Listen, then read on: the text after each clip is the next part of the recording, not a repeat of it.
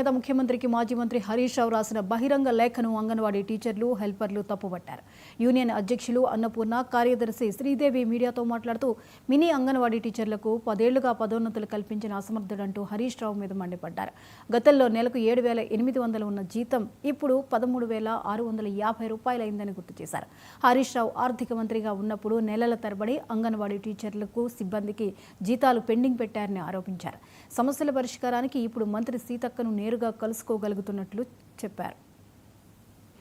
అందులో 3,650 ప్రజాప్రభుత్వం ఏర్పడిన తర్వాత మినీ టీచర్లు అనేది లేకుండా అందరినీ మెయిన్గా చేయడం అనేది ఒకటే ఏకైక ధ్యేయంగా అంగన్వాడీలు అందరూ సమానమే, మినీ లేదు మెయిన్ లేదు అనే విధంగా ఒకే నాడితోటి మొదటి తొలి సంతకం పెట్టింది మన సీతక్క గారు. అది చరిత్రలో తిరగరాసిన ఏ ప్రభుత్వం చేయని ఘనత మన కాంగ్రెస్ ప్రభుత్వం చేసింది.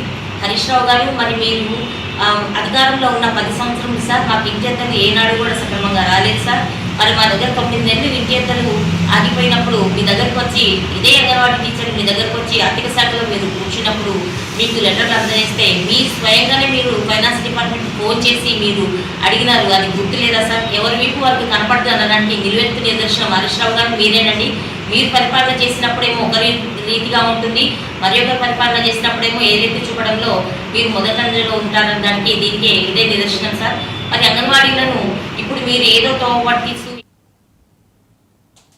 అమరావతిలో సీఎం చంద్రబాబు